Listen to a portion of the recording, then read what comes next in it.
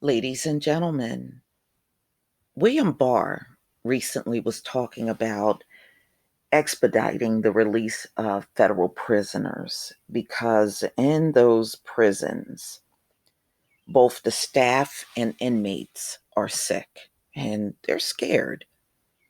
They're scared. And some of the COs just stop showing up for work. And I could certainly understand, so some are sick. And some that are not sick are afraid they will get sick.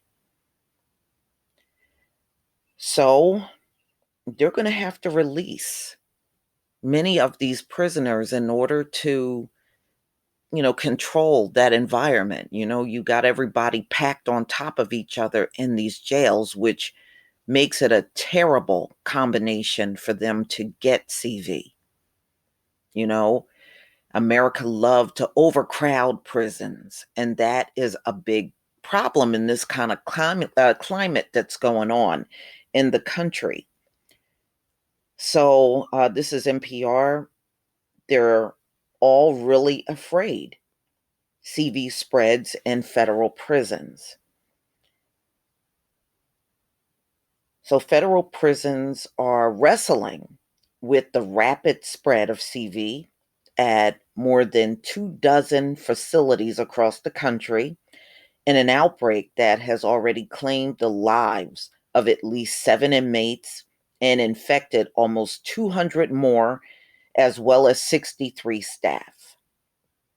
One of the hardest hits, a federal correctional complex in Oakdale, and that's in Louisiana, located about 3 hours west of New Orleans. It's the home to two low security prisons, a minimum security camp, which all told they house 2,000 inmates there.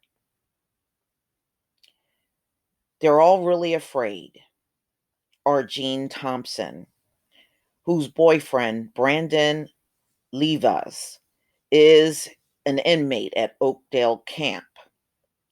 They're really feeling like they're sitting ducks, really just kind of waiting to get infected because it's getting out of control over there pretty quickly. There are worries, especially after 5 inmates died at Oakdale. Another 22 tested positive as staff, and four members of the Federal Bureau of Prisons also infected. Wow. Yeah, yeah. See, inmates can't do social distancing, especially if you got several of them in one cell. So, how do they do social distancing? They can't. They can't. So, the only way they can do it, ladies and gentlemen, is they have to let some of them go. And maybe your more hardened criminals, which I believe should be the only ones in prison. All these petty crimes you got people in there for, that's just a load of BS. Let it go. It should never have been that way in the first place. But we know why it was. Never forget the history of all of these prisons. As long as we were on the plantation, ladies and gentlemen, that was our prison. Once all the slaves left the plantation, they came up with the 13th Amendment. We were all criminals, and prisons went up immediately after the slaves left. So you know what their intentions was from the beginning. There's no looking around the history. These prisons, every last one of them that you see standing, were intended for us only. So they had to keep calling you a criminal, even if you didn't commit crimes, just to try to justify you being in there. It was rotten. It was a dirty thing to do. And all these generations did it along the way. Every last one of them are guilty of doing that. There are a lot The bulk of the prison population are petty crimes. It ain't no hardened crimes. It's petty crimes. And on top of that, they got a huge population of innocent people because we are the ones saying that we're innocent. They don't want to hear it.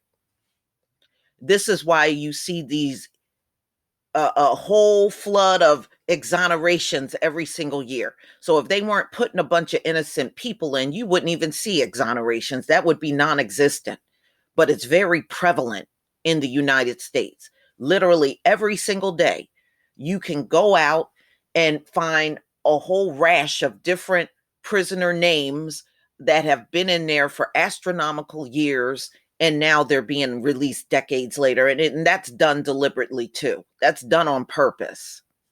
You know, instead of admitting you're wrong and letting them out right away, you let them sit there and marinate for decades, 40 years, 50 years. Then all of a sudden a light bulb comes on and, oh, we need to let them out. No, you're doing that on purpose. It's too damn obvious. All right. I have some audio that I want you to listen to. This message comes from NPR sponsor Fidelity Wealth Management. All right, after the commercial.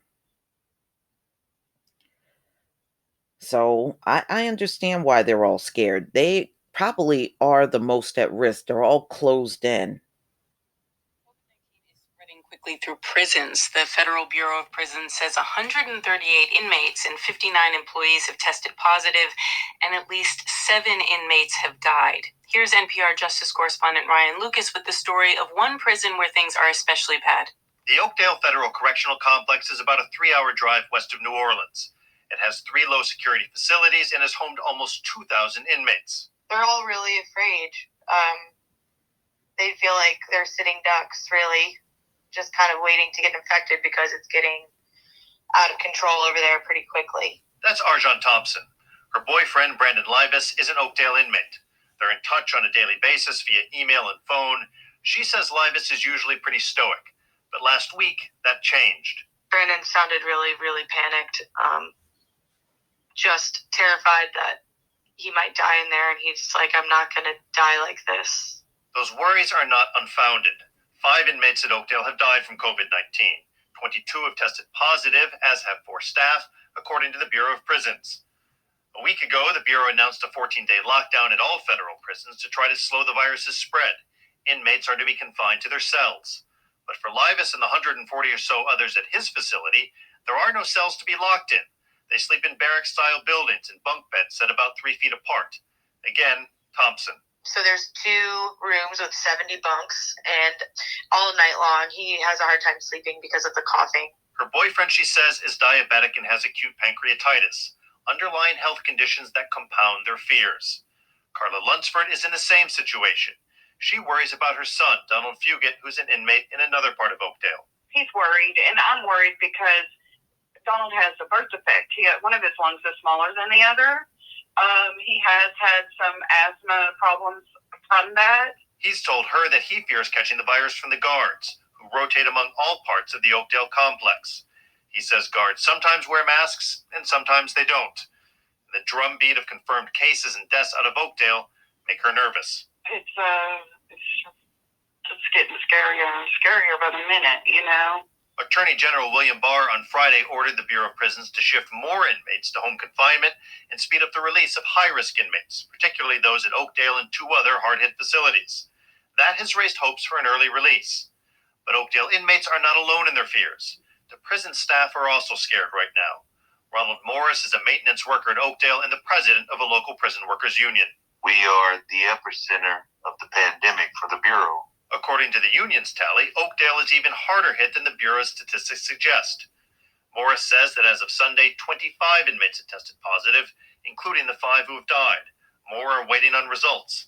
On the staff side, he says there are 21 confirmed cases and another 17 who are waiting for results. No, I absolutely believe I have been exposed.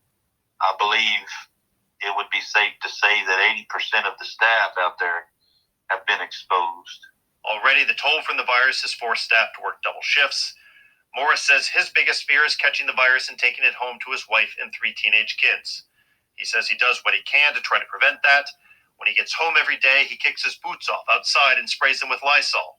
He strips down in his utility room and throws his clothes directly into the washing machine and then runs straight into the shower. The virus doesn't care if you're prison staff or an inmate, he says. That's just the dangerous nature of what Oakdale's dealing with. Ryan Lucas, NPR News, Washington. Yes, that's right. But see, America created this environment, so now that you have this outbreak, you really can't keep these people safe that work in the prison and these inmates. You really can't. The only way you'll be able to maybe somewhat pull it off is letting some of them go. And what do you do with your staff?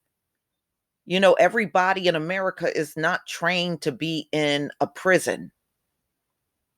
So now if your COs are falling to the virus, you're going to be in trouble in many of these federal prisons. Shoot, you're going to be in trouble in any prison at this point. So, they have used these prisons to profit, private prisons, and having these inmates do work for free or for $1, a day or some ridiculously low amount of money. And you took advantage of this system and profited big time off of it. Now it's a situation where you may not be able to profit off of the system anymore. You can't crowd these inmates into a room so they can do all that prison work anymore. Now the situation is toxic. You're not going to have a choice but to do the right thing and let the low-level prisoners go. The ones that are innocent and had no business being in there in the first place, you're going to have to let them go. See, now you're going to be forced to right your wrong. Do I believe some inmates really committed the crime? Hell yeah, I do. But I also know you got a lot of people mixed up in there that should never have been in there.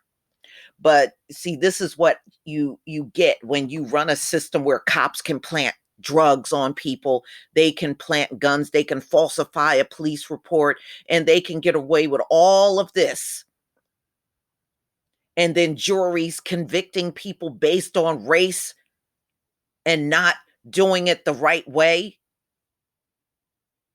Judges and prosecutors in many cases know they are putting the wrong person in, and they just carry the whole thing through anyway. You run a wicked system. So look at the situation you're in with your wicked system now.